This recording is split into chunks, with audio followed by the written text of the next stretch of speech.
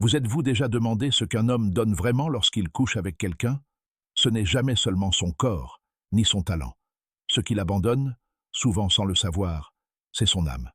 Une âme qui souffre, une soif de validation, d'affection, du sentiment d'être choisi.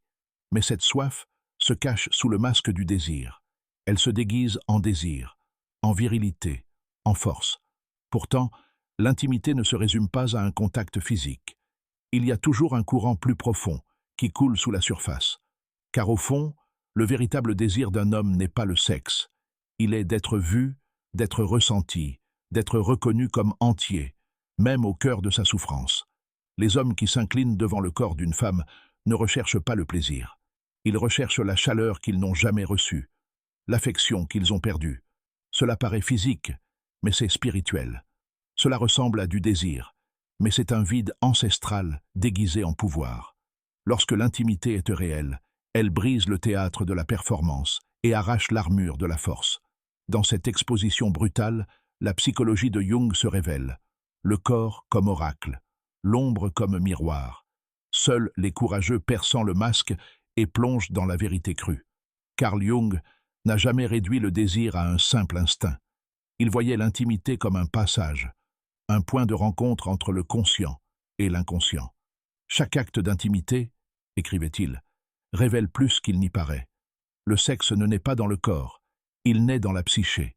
Chaque mouvement, chaque impulsion, porte des racines profondément enfouies dans l'inconscient. C'est toujours un échange, d'énergie, d'ombre, d'intention. Et lorsque la mauvaise femme entre dans votre vie, ce qui aurait dû être du plaisir se transforme en épuisement, non seulement physique, mais aussi émotionnel et spirituel. C'est pourquoi tant d'hommes quittent leur lit avec un sentiment de vide, une fatigue que leurs muscles ne peuvent expliquer.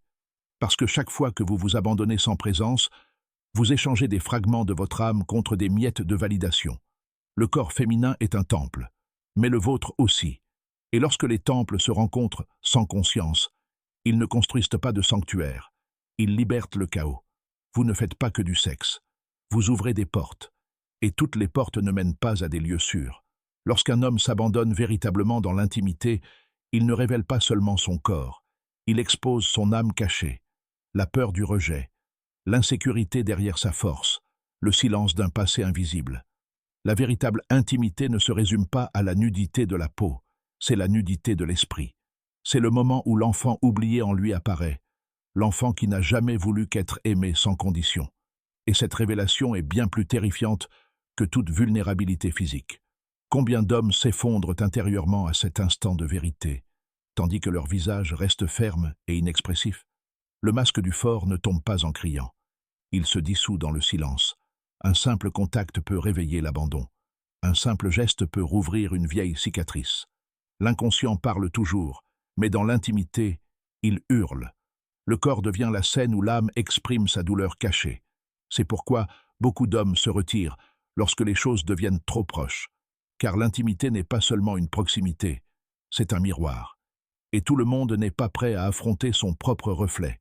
L'effondrement de la force masculine ne commence pas par la guerre. Il commence par un simple contact qui se faufile à travers les fissures de l'armure. Cette fissure devient l'éveil. Et l'éveil est toujours le début. On a appris à la plupart des hommes que donner du plaisir est une question de performance, de technique, d'habileté, de preuve de valeur. Mais le véritable désir, celui qui crée des liens, va plus loin. La véritable intimité est un acte spirituel, un pont vers le soi oublié. Car au cœur de chaque homme réside une douceur délicate, une sensibilité que le monde lui a dit d'enfouir. Jung l'appelait le féminin intérieur. Et c'est là que réside le paradoxe. Lorsqu'un homme s'abandonne véritablement à l'intimité, il ne touche pas seulement son corps, il touche cette part cachée de lui-même, au précieux. Le plaisir sacré n'est pas une question de contrôle, il est une question de présence. C'est le corps qui devient oracle, l'âme qui devient miroir, et l'homme qui devient entier à ses propres yeux. Mais ce chemin exige du courage, de laisser tomber les masques, d'affronter les ombres, d'admettre sa soif cachée d'approbation. Car tant qu'un homme implore l'affection, il se métamorphosera, se pliera et s'effacera. Une gentillesse excessive, une disponibilité infinie, ce ne sont pas de l'amour. C'est de la douleur sous le masque de la vertu. Ce sont les performances d'un enfant blessé qui implore encore d'être choisi. La projection commence alors. L'homme attend de sa partenaire qu'elle le sauve de son manque d'amour-propre. Mais personne ne le peut. Chaque blessure non cicatrisée finit par prendre le dessus. Chaque relation devient une répétition d'un traumatisme, un cycle pris pour le destin. Jung disait « Ce que vous ne prenez pas conscience apparaîtra dans votre vie comme le destin ». Ainsi, les hommes recherchent inconsciemment des mères, des sauveurs, des rédempteurs dans les femmes qu'ils aiment, sans se rendre compte qu'ils demandent à quelqu'un d'autre de combler ce qui leur a toujours été dû. La vérité est crue, mais libératrice. Aucune femme ne peut combler un homme qui ne s'est pas encore rencontré lui-même. Le miroir commence à l'intérieur. Ce n'est qu'alors que l'intimité cessera d'être une prison et deviendra un chemin vers la liberté. Parce que le sexe n'est pas un jeu, c'est un rituel. Chaque rencontre vous reconstruit ou vous enterre plus profondément dans l'abîme. Maintenant, à vous de choisir. Continuerez-vous à vous offrir en morceaux ou exigerez-vous une connexion digne de votre âme ?